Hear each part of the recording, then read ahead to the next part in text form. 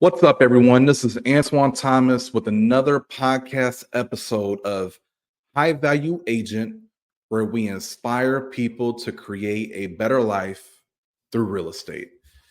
And this is going to be good. We're going to hop right into it because I really want to break down this question and really unpack it for you. Because here's a question I have for you: are you letting your clients down?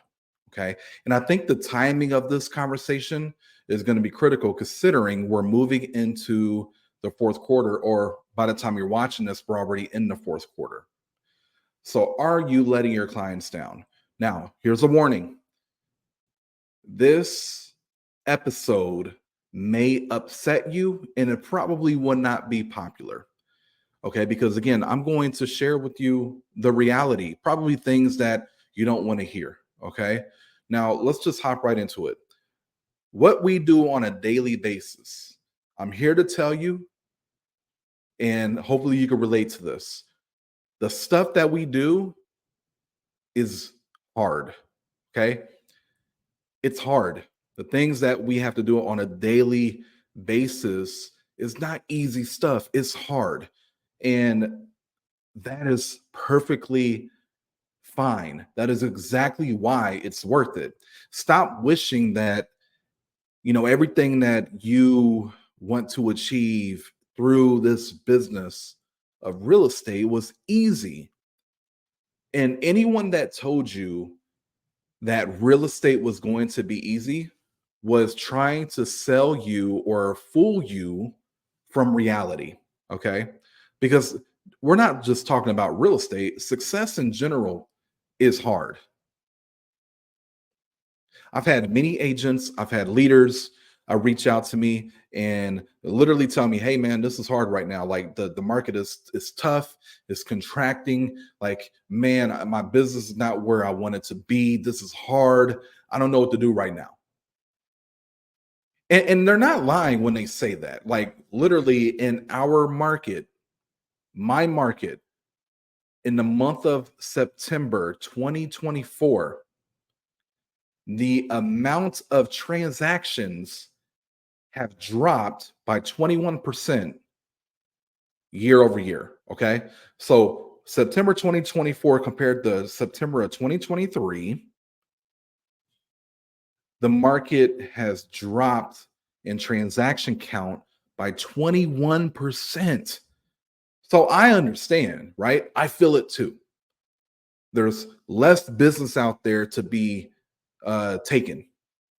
But this is what I tell people, because I say this to me: who told you that any of the stuff is going to be easy? Who told you that? Who told you that it was supposed to be easy?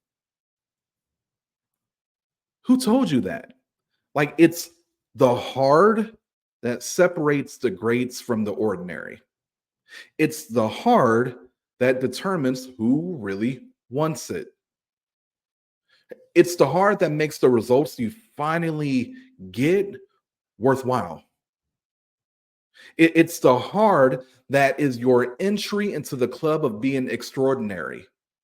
Like, so many of us want to be extraordinary, but we want to do the work of a normal person or an average person, or experience the trials and tribulations of a normal person. Your growth and your success is going to be through overcoming misery, pain over an extended period of time.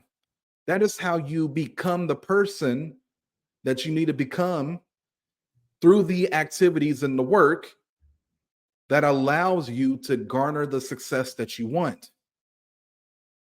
Now, we're coming out of a market like a few years ago. If you were in real estate in 2020, 2021, that market, in my opinion, made agents soft. I think it made agents believe that they were better salespeople than they truly were. I think it also made leaders believe that they had it all figured out. Okay. And I'm here to tell you, I was one of them. I was one of the leaders where, some of the behaviors and the habits that I had through an easier market, really had me just kind of rest on my laurels. And what happened was I got hit in the mouth. When things shifted, And yes, I knew things were changing in real time. I was making the adjustments, right? But where I messed up as a leader was during that easy period, 2020, 2021. I should have never left the foundational activities, right? I should have never left them. But again, I wasn't the only one. A lot of us did that. And then some of us actually never was able to get back on track. And they're probably not in the business, or up to this day, they're still struggling trying to figure it out. Okay. And here's something I learned. Okay. Listen, I learned this, and I learned it the hard way. A great market hides mistakes. A great market hides weaknesses, and it fools us into believing that all of our press releases and our rankings and all that, like, it really builds up our ego, and we really believe in it. But then again, things change. We get hit right in the mouth, right? So I just want to say that to say I'm right there with you. I understand the shit that we do is not easy every single day, but that's the beauty. That's what makes it worthwhile. Okay. And what I want to do through this podcast is I want to support you by really helping you gain a new perspective and really be empowered in your ability, understanding that you can be victorious in tough times. As a matter of fact, if you really want to build your business and grow and like really break through, this is the time to do it when the market is contracting. Okay. This is where the legends are made, or during this time, which is why I'm shooting this podcast, this topic. So let's put things in perspective a little more, shall we? What's hard? Is it having to prospect an hour a day, let's say 6 days a week? Is that really hard compared to, the construction workers that are out there working on the buildings, the skyscrapers, or the roof contractors that are on the roofs, or what about the people that are putting their lives in danger every single day to protect our community, whether it's those firefighters or police officers, or what about the people who are every single day, and it doesn't matter what the weather is, they are still required to get the job done, right? In whatever field or industry. That's hard. Having to prospect an hour a day, reaching out to people to see how we can serve and help create opportunity for people in our community. That's not hard. That's easy work compared to what other people got to go through. So was that truly hard? I don't think so, right? Okay, here's another one. How about telling the truth to a seller on a price when it comes to listing a house? Like, is that truly hard? Or is that our fiduciary duty as a real estate professional? Right? It's our job. So why are we labeling it as being hard? Because it's not.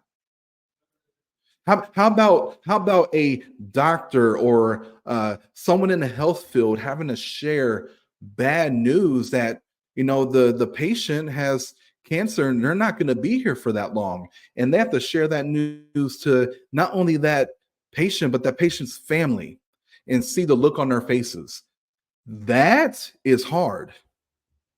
Not telling a seller, listen, here's what the market is telling us. This is a healthy range. Here are your three prices that I believe is going what your home is going to potentially sell for. Which pricing strategy works for you? Or, hey, the market is telling us that we are not positioned correctly on the market. We need to make an adjustment. Here's what I recommend: dropping from $250,000 to $240,000. This is what the market is telling us. What do you want to do? That's not hard. That's just us doing our job. Okay, here's another one.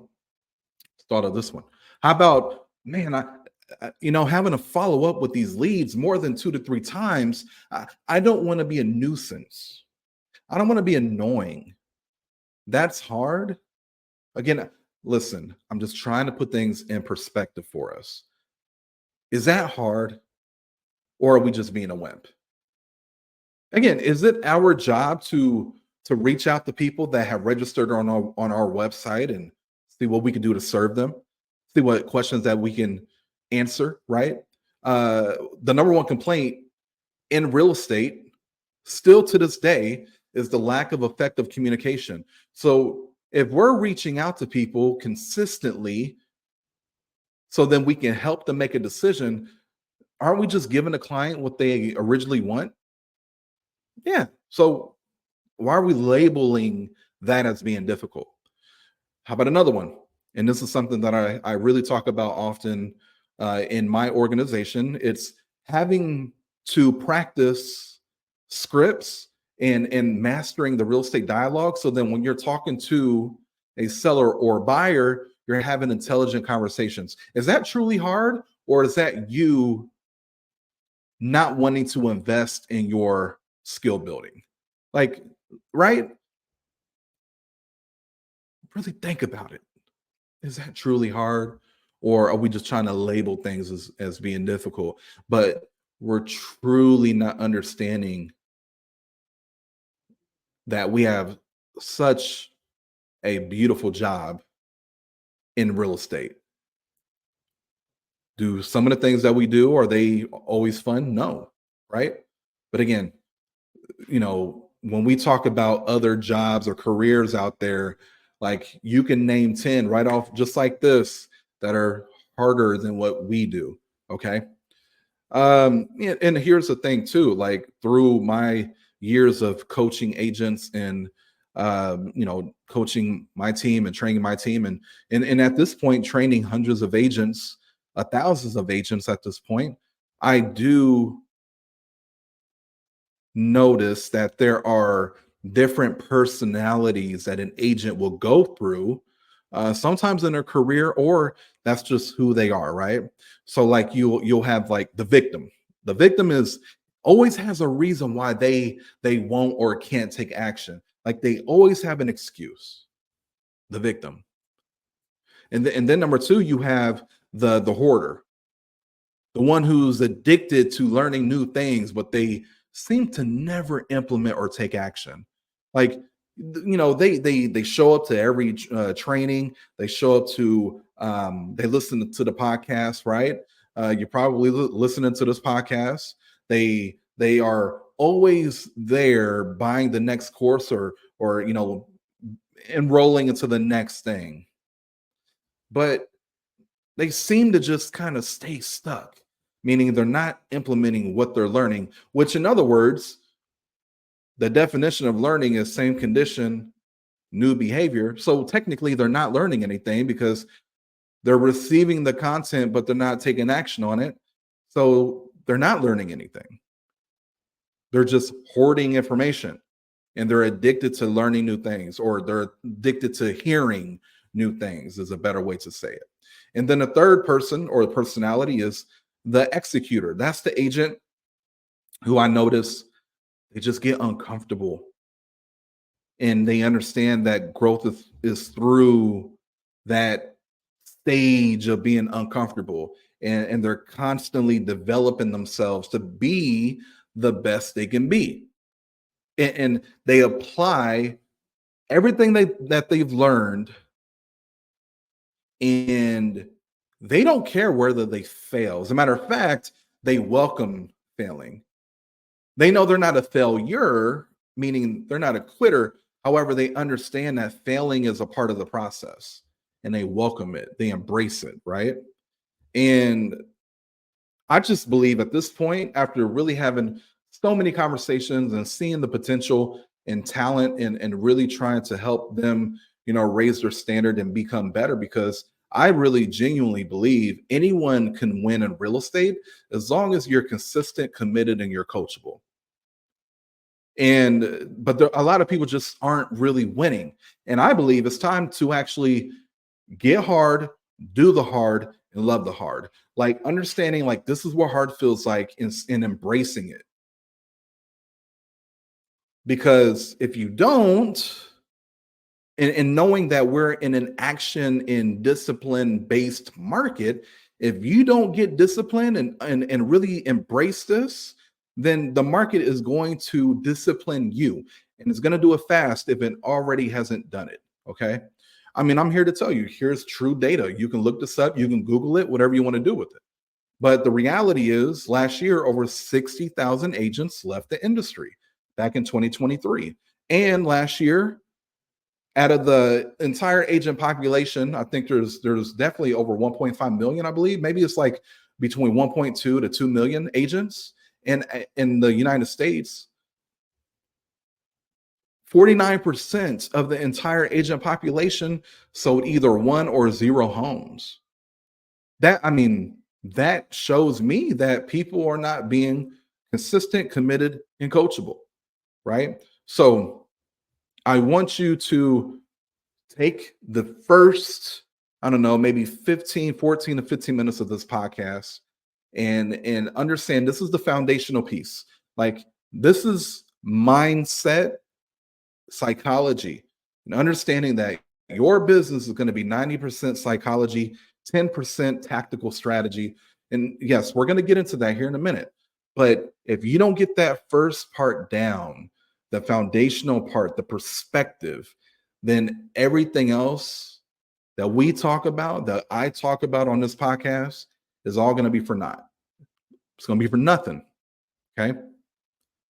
But let's get into some strategies, right? As you're going to be working with buyers and sellers. Like the name of this podcast episode is, are you letting your clients down? So let's talk about it. And just understand again, as a professional, it's always going to start with you up here. So I have a question. How many of you are getting pushback from clients when you're writing an offer, or you are negotiating contracts, or you are negotiating inspections? Like how many of you guys are getting any type of pushback? And if you are, typically it's because you're letting the clients lead you. And through that process is extremely harmful to the client. It's annoying to you, but it's harmful to the client. And we, as professionals, we need to be the authority. We need to be the authority in our real estate careers. Now, how do you become an authority? How do you become an authority? One of the best ways is to really build your skill set, your knowledge, your competency, skill building, understanding what to say, when to say it, how to say it, mastering the real estate dialogue. And the more you work on your skill set, you actually start getting a lot of wins under your belt. And then that builds confidence. And when you are confident, you have the opportunity to be the authority because your confidence is going to lead to that authority, right? Your confidence is you stacking enough evidence to where the percentage or the likelihood of things going the way you expect it to go, or other people looking at you and having confidence in you, knowing that things are going to go the way they expect it to go, that's you having confidence. You stacked enough evidence. Another way is just doing what you say you're going to do. Like if you say you're going to show up to the office at 8 o'clock, show up to the office at 8 o'clock. If you're going to prospect for 3 hours a day, prospect for 3 hours a day. Like do what you say you're going to do. That builds your self-integrity. Intrinsically, you know that I keep my word. And again, that builds confidence. Next thing you know, you're an authority.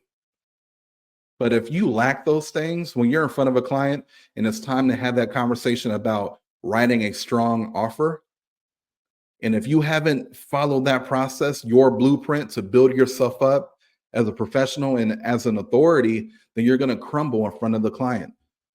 You're going to default to following their lead. And again, that's harmful. That's you letting your client down, right? And then you become frustrated. And then you start blaming the client. Man, is it the I wish the buyer would just listen to what I got to say. I wish the buyer would just do this or the seller would just do that. No, you should be wishing that you did what you were supposed to do. Like, truly, is it the buyers that are frustrating to deal with, or are you the problem?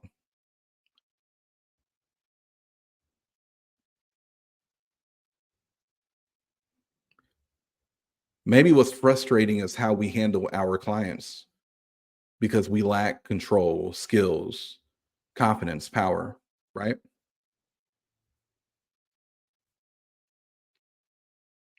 Agents out here are working with some buyers and maybe in some markets, you know, they're writing lowball offers and agents are getting frustrated, right? Typically, buyers by default want to get a deal. Let's just be real. Put yourself in the buyer's shoes. If you're out in the market of whatever it is, and you know there's room for negotiation, like it's like when you go to Walmart or you go to Target or whatever store you go to shop, and you see a price of what the item costs on the shelf, you know there's no room for negotiation. So you buy that item at the asking price, at what the price is, right?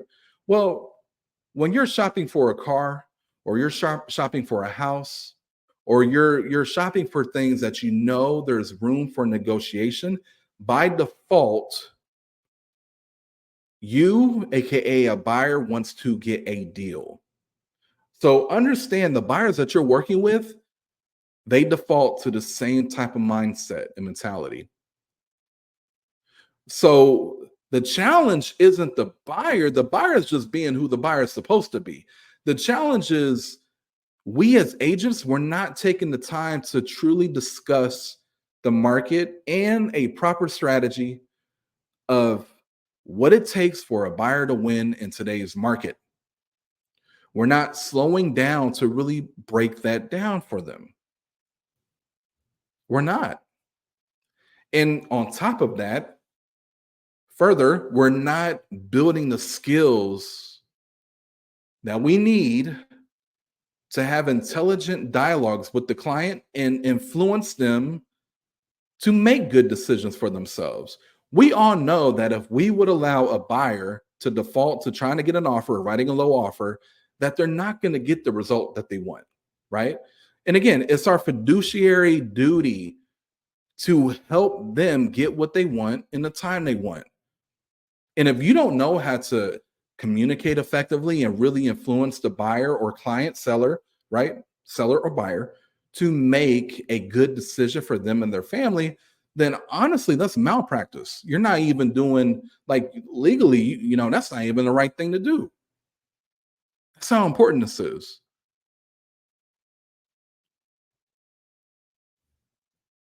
That's how important this is. Like imagine going to the doctor and the doctor were to ask, hey, thanks for showing up. So, what would you like for me to operate on? Hey, go ahead and just you don't worry, but just go and lay down and let's just go ahead and let me open up your chest real quick. Like what? Hold on. Or a doctor was like, hey, well, thanks for showing up. What would you want to do? What do you want to do? You know, you would be extremely number one terrified. You'll probably run out of there. Number two, you would have no confidence. You would definitely not decide to have that doctor be your doctor anymore. You'd be out there vetting the next doctor. That is exactly what we are doing with buyers when we allow them to take lead. Buyer shows up. Hey, well, what do you think we should offer? Hey, what do you think we should operate on? That's the doctor, right? Saying to you, the patient. Okay. So let's talk about future pacing because I believe that if you want to be an authority and really get better results with your clients, you have to learn the art of future pacing. Future pacing is setting expectations, and you want to do that at the first time you meet with the client. Okay. And you can future pace them again. Future pacing is just setting expectations. Okay. Setting expectations. It's a variable in NLP, neuro linguistic programming. Okay, it's a way to influence. Right now, when you are future pacing, set expectations on how showings are going to work. Set expectations on the market temperature and what to expect in today's market. Set the expectation on not only local market trends, but nationwide market trends and how more time on the market can actually cost them more money at purchase. Yes, educate them on that. Educate them on what a good offer or a strong offer looks like.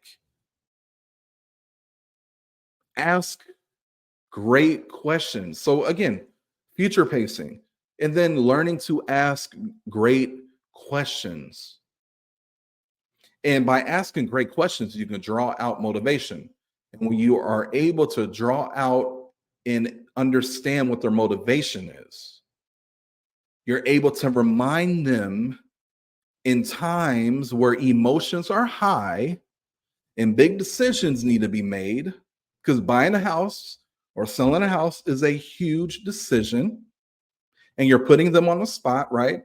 But if you know their motivation, you can remind them of it and you can turn an emotional conversation into a logical one. For example, if I'm talking to a buyer and it's time to write an offer, again, that buyer is being put on the spot because I'm asking them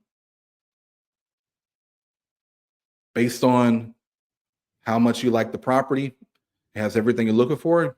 Do you believe we should write an offer on this one? Sounds like we're going to write an offer. Is that right? And you're putting them on the spot.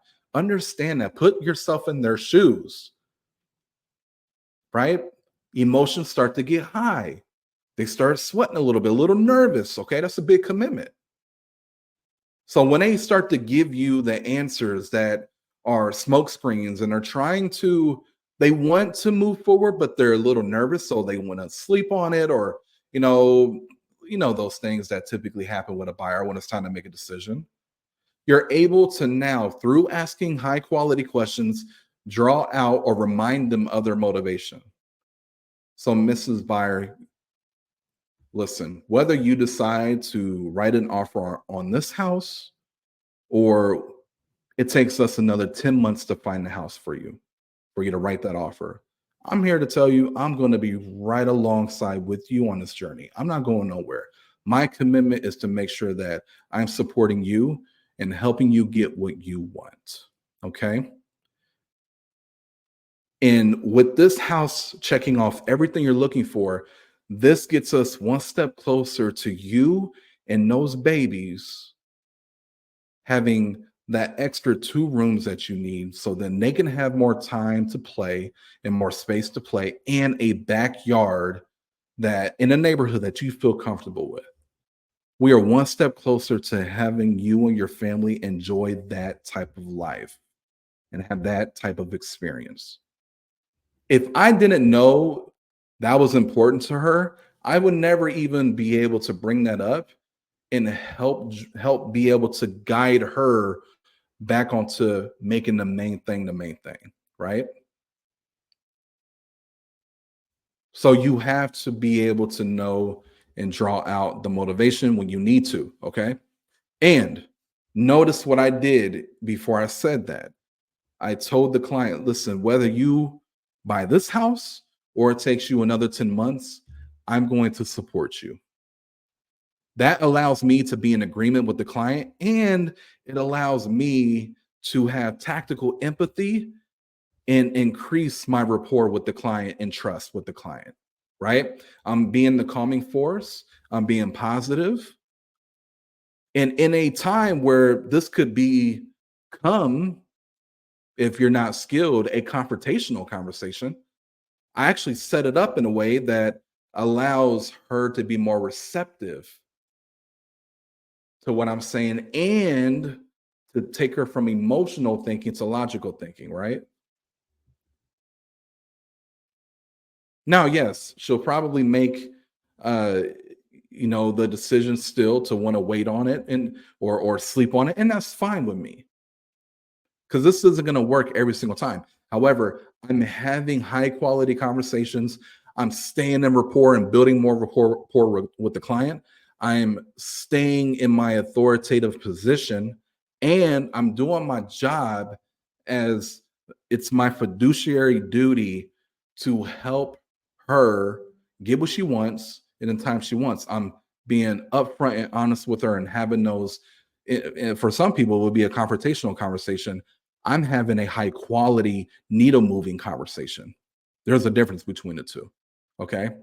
And actually, I'll tell you what, there's something that could really help you when it comes to working with a client, let's say a buyer, working with a buyer, and when you're out in the market and you're having those conversations about writing offers, and just maybe the client is giving you pushback, right? Right? There are ways where you can set up that relationship from the very beginning via future pacing by using a question called the critical question. Okay, something I came up with years ago, but it's something that I use with every single buyer client that I have. And it really gives me permission to lead them. And when it's time to have those confrontational conversations, they don't receive it as confrontational. They receive it as me doing my duty to protect them and help them get what they want. Okay. This is called the critical question. All right. Now, I recommend doing this when you are doing your buyer consultation, which I recommend doing. If you're not doing buyer consultations, highly recommend doing it. Uh, it's a great way to set expectations with the client, get on the same page, and just for the client to get a better experience. One thing I've learned is the more informed the client is, the better experience that they'll have. Okay. So a consultation sets it up perfectly. So I'd recommend doing this at the consultation right before you walk them out the door. Like the consultation's done and you're about to walk them out the door. Okay. So here you go. Let's say the buyer's name is Jan. Okay. Or we'll say Jane. Her name is Jane Doe. So, Jane, I am extremely excited to help you in this journey. And before we head out for the evening, can I ask you a critical question? She'll say yes. So, Jane, I just want to make sure that we will be a great fit working together as a team. Okay. And Jane, do you want to work with an agent that's going to be 100% honest with you because they have your best interests at heart? Or do you want to work with an agent that's just going to tell you what they think you want to hear, which could actually increase your chances of failure and frustration when it comes to buying your home? Which one's better for you? Is it an honest agent being upfront with you, or someone who's going to fluff things and tell you what they think you want to hear? Which one's better? And then she's going to obviously say, well, I want you to be upfront and honest with me. So as soon as I get the answer from her, which 100% of the time it's going to be, I won't say 100% of the time, 99% of the time, 99.9% of the time is going to be, I want an upfront and honest agent. You now have enrolled her into an authority and subordinate relationship. Okay. You are the authority, and you are going to be guiding and leading her to her goals. And she said, that is what I want from you. So now, 2 weeks later, when I'm showing her a property, it checks off everything that she's looking for. And she said that. And it's time to write an offer, but she's giving me pushback on the terms and conditions, maybe the price, right? Now, instead of me just saying, well, you're wrong, blah, blah, blah, blah, blah, right? Because sometimes we come off that direct and it can actually, we're shooting ourselves in the foot. There's an art to this. And now I can refer back to our conversation that we had at the consultation. So I could say, Jane, listen, I understand exactly where you're coming from. Like, I understand you want to be able to come in a little lower, right? Maybe get a deal on the home. And I can appreciate you being honest with me. Okay. Now, a couple weeks ago at our consultation, I asked you a critical question. I asked you, do you want to work with an agent who's going to be upfront and honest with you? Or do you want to work with an agent that's going to tell you what they think you want to hear, which could increase your chances of failure? And you told me that you would prefer to work with an agent, or you wanted me to be the agent that's going to be upfront and honest with you. Do you remember when we had that conversation? She's going to say yes. I'm going to say, Jane, this is that time exactly where, as always, I'm going to be honest with you. But right now, I'm going to be upfront and tell you that offer that you're wanting to put together is not going to get the job done. And that's just because I care. Okay. So you coming in $10,000 under asking price, considering that this house is beautiful, you have great taste, but so do other buyers. And the other agent told me that they have another offer on the table. With that being said, is this the best we can do? And if it is, let's write it up. But if we can do better than this and write a better offer, is this truly the best we can do? I'm gonna let her tell me. If she says no, now again, I'm moving the needle forward through questions. And I'm going to be able to guide her on writing a strong offer so she can get what she wants. So those babies can have the space and the bedrooms and the square footage that they need to be able to play and not be all, crammed in a small house or a small apartment, and they'd be able to play outside safely. That's what I'm helping her get, right? So that's the critical question. I would highly recommend listening to this a few times so that you can write it out and then you practice it over and over and over again. Again, this goes back to in the very beginning of this podcast, I mentioned, is it hard? Is it really hard that we have to practice scripts or we have to learn talking tracks or dialogues, right? And then use them. Is that truly hard? Right? Or are we just making an excuse? Or should we look at it as, you know what, I'm going to invest into my business and my growth and my skills. And I'm going to learn that critical question and I'm going to use it over and over and over again. So then I will not let my clients down. Right. That's what this is all about. Okay. So that's the critical question.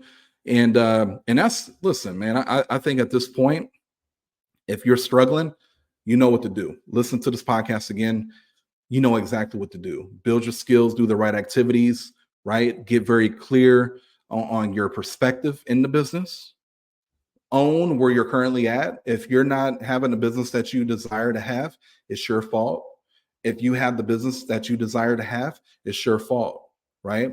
Own it because only then can we change the outcome. Can we actually change the outcome? We can make a change and then apply what we talked about today.